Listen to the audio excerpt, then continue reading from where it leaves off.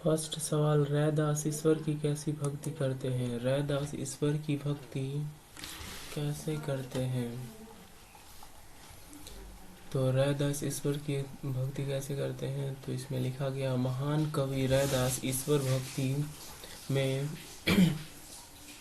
वाडमना को तरहीज नहीं देते हैं। वे निर्गुण भक्ति की सार्थकता सिद्ध करते हैं। उनकी दृष्टि में ईश्वर की पूजा अर्चना के लिए चढ़ाए जाने वाले फल फूल एवं जल निर्जल निरर्थक है।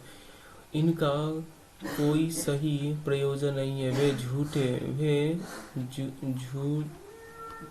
झूठे एवं गंदे हैं। इसीलिए रैदास जी कर्मकांड आडमना में मुक्त निर्मल मन से अंतर्मय में ही ईश्वर की आराधना करना चाहते हैं। वे अपने हृदय और मस्तिष्क में ईश्वर के साहस और स्वच्छ छवि को ही प्रणमय करते हैं। नेक्स्ट क्वेश्चन है, कवि ने अपने अब कैसे रटूं राम नाम रट लागी क्यों कहा है?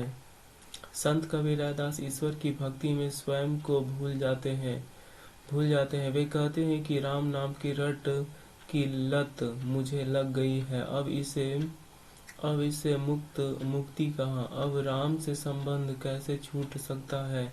कहने का आशय यह है कि रैदास का सारा जीवन राममय ही हो गया है। मनसा वाचा कर्मणा वे राम की शरण में स्वयं समर्पित कर चुके हैं। इस प्रकार रैदास की भक्ति निष्कलुष एवं निर्मल है। नेक्स्ट क्वेश्चन है, कवि ने भगवान और भक्ति की तुलना किन किन चीजों से की है? संत शिरोमणि कवि रैदास स्वयं को भक्त के रूप में भगवान के साथ तुलना करते हुए अपने मुक्ति के लिए प्रार्थना करते हैं। रैदास जी को राम नाम की रट लग चुकी है। वे भगवान को चंदन, घन, दीपक, मोती, स्वामी के रूप में तुलना करते हुए महिमा गान करते हैं। भक्ति के लिए कवि ने पानी, मोड़, वाती, धागा एवं दास शब्द का प्रयोग प्रतीक रूप में प्रयोग किया है। इस प्रकार ईश्वर की महिमा और एवं भक्त की भक्ति दोनों में समन्वय दिखाते हुए तुलनात्मक प्रयोग द्वारा कविता की रचना की है। कवि ने अपने ईश्वर को किन किन नामों से पुकारा है? यानी चैप्टर में बताया गया था कवि कि ईश्वर को किस किस नाम से पुकारे थे। तो यहाँ पर कवि बता रहे हैं, महान कवि रैदास अपने ईश्वर को चंदन के नाम से, बादल के नाम से, दीपक के नाम से, मोती के नाम से एवं सब अनंत में स्वामी के नाम से पुकारते हैं, यानी भक्ति भाव एवं प्रकट करते हैं। इन पंक्तियों में रैदास जी निर्मल, निरछल एवं निराकार भाव से ईश्वर के प्रति समर्पण भाव रखते हुए भक्त में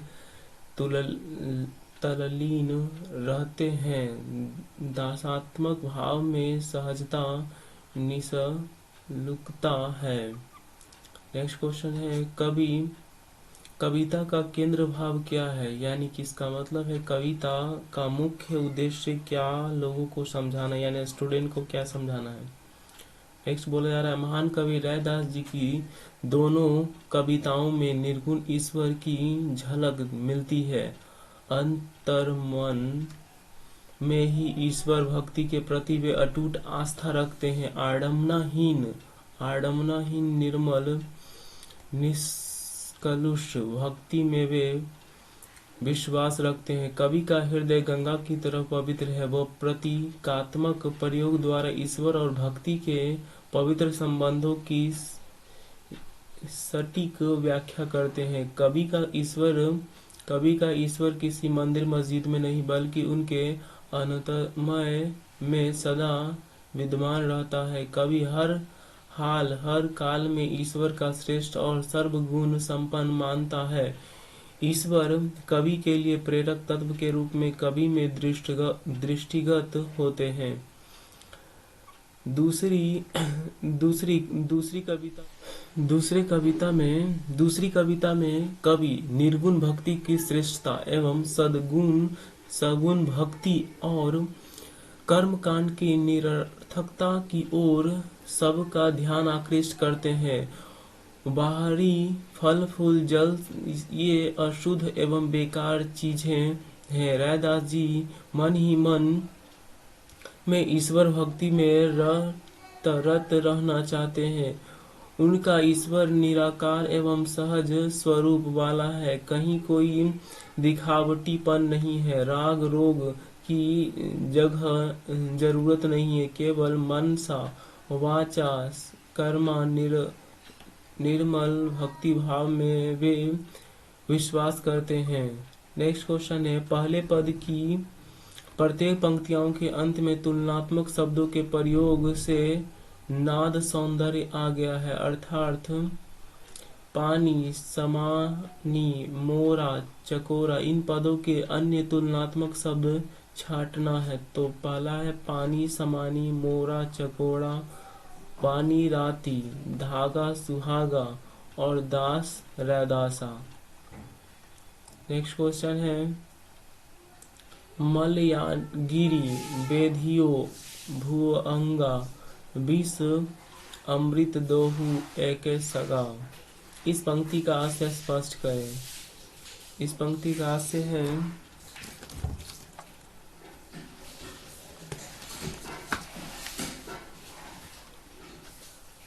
इस पंक्ति में महान कवि रैदास ने उपयुक्त पंक्तियों में विष अमृत दोनों एक संग वास करते हैं के भाव को प्रकट करते हुए ईश्वर की महिमा का गुणगान किया है। कवि का कहना है कि मलयागिरी पर्वत पर चंदन के अनेक वन यानी वहाँ चंदन ही चंदन के वृक्ष दिखाई पड़ते हैं। उन चंदन वृक्षों में अपने अंग को लपेटे हुए विषधर सर्प वास करते हैं, किंतु दोनों की प्रकृति और कर्म में कोई अंतर या बाधा नहीं उपस्थित होती है। यह ईश्वर की महिमा का ही कमाल है। उसी प्रकार रैदास भी अपने को ईश्वर के आगे तुच्छ ही समझते हैं, क्योंकि उनके मन में भी राग द्वेष दोनों विष भरा हुआ है। इस पंक्ति के द्वारा ईश्वर महिमा एवं भक्ति की महत्ता को दर्शाया गया है। इस प्रकार चंदन के पेड़ से लिपटे हुए विषधर उसका कुछ नहीं बिगाड़ सकते। दोनों के साथ साथ रहने में कोई खतरा नहीं है। इसके पीछे प्रकृति या ईश्वर की ही कृपा है। ठीक उसी प्रकार रैदास जैसे विष युक्त मनुष्य का भी बिन ईश्वर भक्ति के मुक्ति संभव नहीं है। नेक्स्ट अगला क्वेश्चन है, जाकी अंग अंग बास समानी पंक्ति का भाव स्पष्ट करें। नेक्स्ट ये क्वेश्चन है, प्रस्तुत पंक्तियों में संत कवि रैदास प्रमुख की महिमा का गान करते हुए कहते हैं कि हे प्रभु, तुम चंदन हो और मैं पानी हूँ। तुम्हें चंदन रूपी भक्ति के बास में सारा शरीर पवित्र एवं निष्कलुष हो जाता है। जैसे चंदन के महक से सारा वातावरण सुगंधित होकर महक उठता है, सारी प्रकृति सुवासित हो उठती है, ठीक उसी प्रकार ईश्वर भक्ति भी है। ईश्वर भक्ति की सुगंध से मनुष्य का कर्म और जीवन सार्थक बन जाता है, यानी मोक्ष को प्राप्त करता है। इस प्रकार ईश्वर भक्ति की महिमा अपरंपार है, किंतु ईश्वर भक्ति के यह जीवन निरर्थक एवं निष्क्रिय बन जाता है। 9 नंबर क्वेश्चन, रैदास अपने स्वामी राम की पूजा में कैसी असमर्थता जाहिर करते हैं। भक्त राज रैदास का हृदय पवित्र है, दोष रहित है, ईश्वर भक्ति में सराबोर है। वे भगवान से कहते हैं कि हे राम, आपकी पूजा में कैसे चढ़ाऊं। कहने का अर्थ यह है कि रैदास के पास फल फूल जल नहीं है। भक्त सांसारिक राग भोग की वस्तुओं को जुटा पाने में असमर्थ है, अतः वह राम की पूजा करने में अपना असमर्थता प्रकट करते हैं। कहने का आशय है कि बाहरी वाडमना में कभी विश्वास नहीं करता है, वह शुद्ध मन से निर्गुण पूजा में विश्वास करता है। उसी पवित्रता एवं राग द्वेष रहित भाव के कारण पूजा सामग्री की चर्चा करते हुए अपने असमर्थता को किया है। कभी अपने मन को चकोर के मन की भांति क्यों कहते हैं? महान कवि रैदास अपने मन को चकोर के मन के समान कहते हैं। कहने का आशय है कि जिस प्रकार चकोर अपलक भाव से चांद को देखा करता है, निहारा करता है, ठीक उसी प्रकार रैदास भी अपने भक्ति में तुललित रहते हुए प्रभु श्री राम के चरणों में मनसा वाचा कर्म समर्थन भाव से लगे रहते हैं। दोनों की प्रकृति एवं कर्तव्य निष्ठा में समता है। ठीक इसी कारण चकोर की दृष्टि चांद को भी अपलक देखने में लगी रहती है। चकोर के लिए जिस प्रकार चांद प्रिय है, ठीक उसी प्रकार रैदास के लिए राम प्रिय है। यानी कवि की कविता का भाव मन की एकाग्रता एवं एक निष्ठा भक्ति से है। रैदास के राम का परिचय दीजिए। इसमें कहा गया महान कवि रैदास के नाम का परिचय निर्गुण रूप से दिया है, यानी अपना कविता में उन्होंने आडम्बना रहित और निर्मल स्वरूप वाला निराकार श्री राम के रूप में वर्णन किया है। रैदास के राम चंदन के समान, आकाश में छाए बादल के समान, दीपक के समान है, मोती के समान है, वे दास के स्वामी के समान है। महान कवि रैदास ने इन प्रकृतियों के माध्यम से राम के करुणामय एवं महिमामय स्वरूप का बखान करते हुए अपने निर्मल और निष्कलश अटूट एक निष्ठा भक्ति का परिचय दिया है। मन ही पूजा मन ही धूप, मन ही सेव सहज स्वरूप का भाव स्पष्ट करें। महान कवि रैदास ने उपयुक्त पंक्तियों में ईश्वर भक्ति की महिमा का बखान किया है। रैदास की दृष्टि में शुद्ध ईश्वर भक्ति तो अनंतरमय से ही जाती है, बाहरी दिखावा और बाडम्बना के साथ नहीं। रैदास के मन ईश्वर के सहज स्वरूप की कल्पना की है। कवि के कहने का आशय यह है कि ईश्वर की पूजा अर्चना के कर्म कांड में न पकड़ मन करनी चाहिए। मूर्ति पूजा, तीर्थ यात्रा, ये सब कुछ दिखावा है। रैदास कवि की आंतरिक भावनाओं और आपसी भाईचारों को ही ईश्वर की सच्ची भक्ति मानते हैं। 13 नंबर क्वेश्चन, रैदास की भक्ति भावना का परिचय दीजिए। महाकवि रैदास सच्चे ईश्वर के उपासक थे। वे दुनिया के दिखावे या बाडम्बना में विश्वास नहीं करते थे। मूर्ति पूजा या तीर्थ यात्रा में विश्वास नहीं करते थे। वे आंतरिक मन की शुद्धता पर जोर देते थे।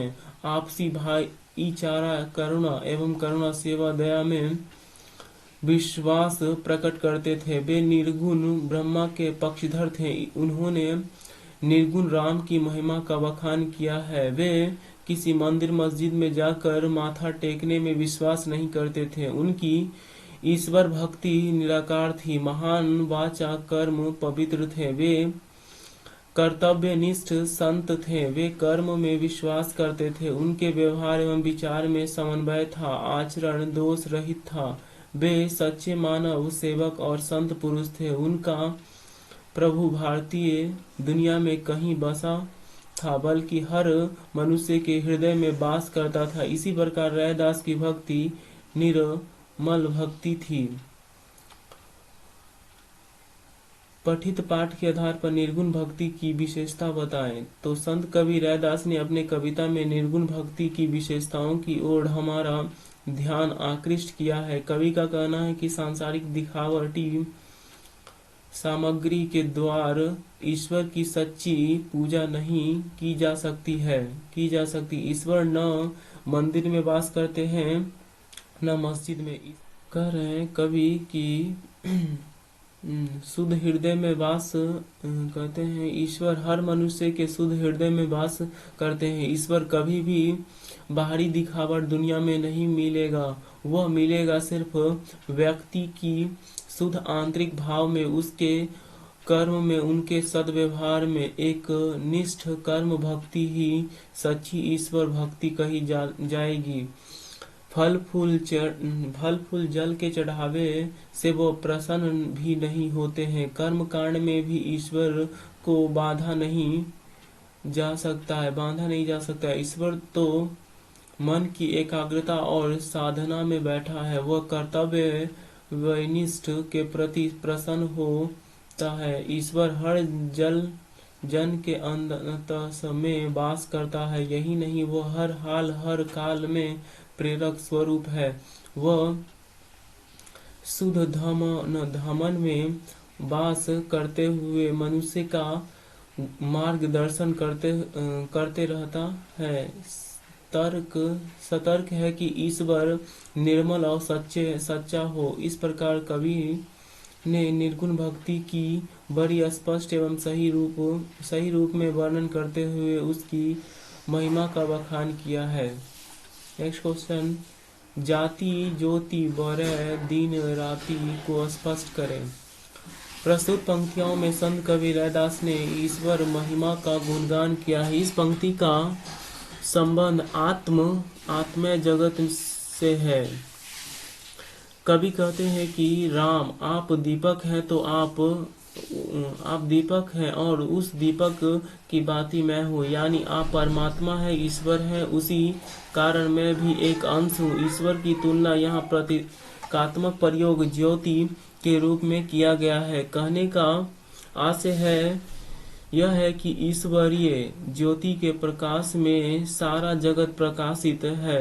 यह ज्योति अखंड यानी सदैव जलने वाली है। कहने का गुण भाव यह है कि चर अचर सभी परमात्मा के अंश है, उसी प्रकाश से वे प्रकाशित है, यानी जीवन प्रभु कृपा के सब कुछ अस्तित्व विहीन है। इस पंक्ति में गूढ़ार्थ भाव छिपा हुआ है, जिसका संबंध प्रकारांतर से ईश्वर और जीव प्रकाश और जीवन ज्योति और प्रकाश से है, यानी सर्वोपरि ईश्वर ही है जो निराकार निर्गुण है। 16वां नंबर क्वेश्चन है, भक्त कवि अपने आराध्य के समक्ष अपनी आप को दीनहीन मानते हैं, क्यों?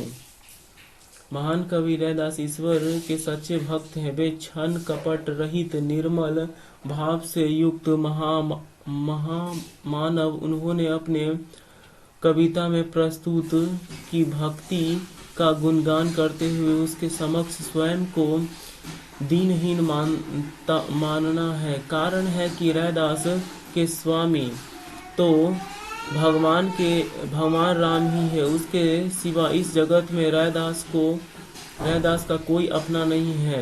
रैदास ने अपने सारे पदों में निष्कपट एवं निरमल भाव से हृदय की भावों को प्रभु चरणों में अर्पित किया है। रैदास का आत्म निवेदन दयनीय भाव और सहज भक्ति किसे नहीं प्रभावित कर लेती। कवि अपने अंतस में ईश्वर की भक्ति करता है। प्रभु जी तुम चंदन हम पानी, तुम घन वन हम मोरा, तुम दीपक हम बाती, तुम मोती हम धागा, तुम स्वामी हम दासा आदि पंक्तियों के माध्यम से रैदास ने अपने सहजता सरलता और निगधता का बेमिसाल परिचय दिया है। ये पंक्तियां कवि की विनयशीलता, नम्रता, निष्कपटता, ईश्वर के प्रति समर्पण भाव आदि को प्रकट करती है। अतः कवि की दीनता हीनता विचार की स्पष्टता इन कविता विशेषताओं में साफ साफ दिखाई पड़ता है। इस प्रकार कवि की भक्ति शुद्ध भक्ति है, लोभ मोह से मुक्त भक्ति है। नेक्स्ट 17वां नंबर क्वेश्चन है, पूजा अर्चना न जानू तेरी, कहने के बावजूद कवि अपनी प्रार्थना क्षमा याचना के रूप में करते हैं, क्यों? संतों की प्रकृति ही निर्मल भाव से युक्त होती है। रैदास जी की भक्ति कवि के साथ एक महान संत भी है। इनमें कहीं भी ढोल ढोंग या बनावटीपन नहीं है। ये आडम्बना रहित मानव है। ये निश्चल भाव से प्रभु से कहते हैं कि पूजा अर्चना की विविध विधियां यहाँ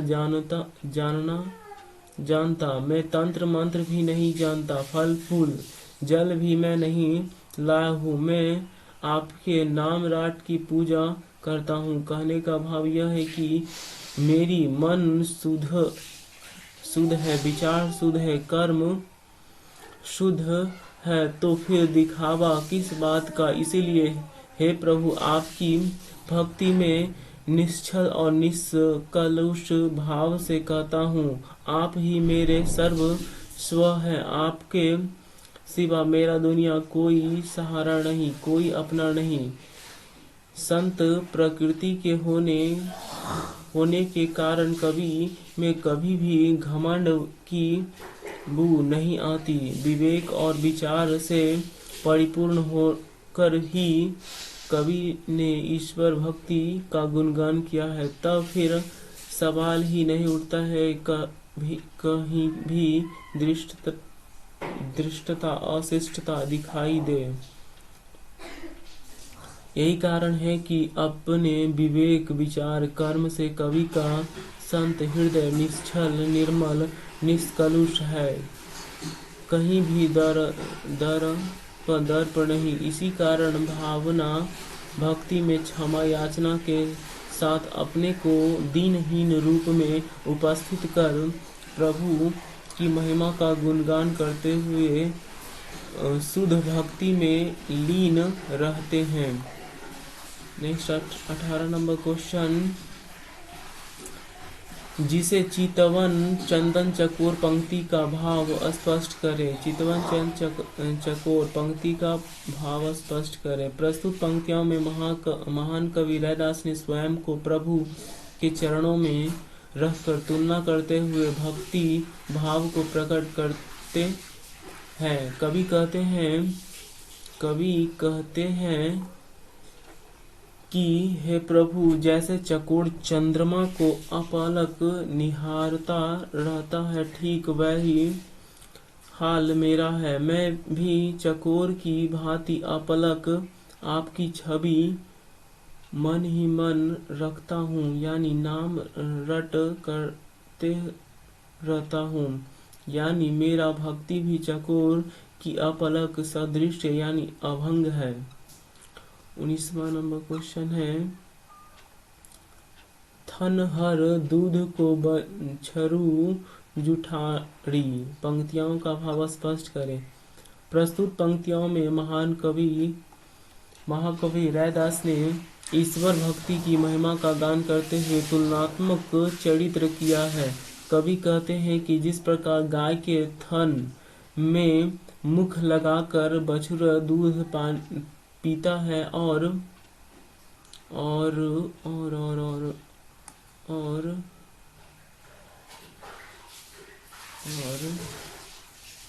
पीता है और थन को जुठा कर देता है, फिर भी उसमें शुद्धता और निर्मलता है, क्योंकि गाय और बछड़े का संबंध आत्मीय संबंध है। राग द्वेष एवं विवाद रहित संबंध है। माँ बेटे का संबंध, ठीक उसी प्रकार भगवान और भक्त का भी संबंध अटूट पवित्र और राग द्वेष रहित विकार रहित रहता है। भक्त भगवान के लिए बछड़े के समान है, यानी पुत्र की भांति है। उसी अशुद्धता अज्ञानता या भूलों का बखान नहीं किया जाता है, क्योंकि वह समर्पण भाव से भक्ति रस में डूबा रहता है। ठीक डूबा रहता है। इस प्रकार रविदास जी ने भक्त को दयनयता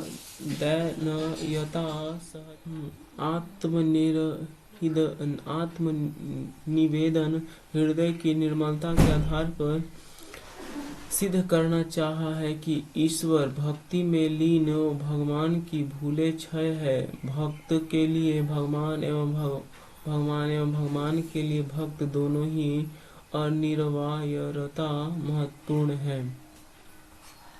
ये सब्जेक्टिव क्वेश्चन खत्म हो गया।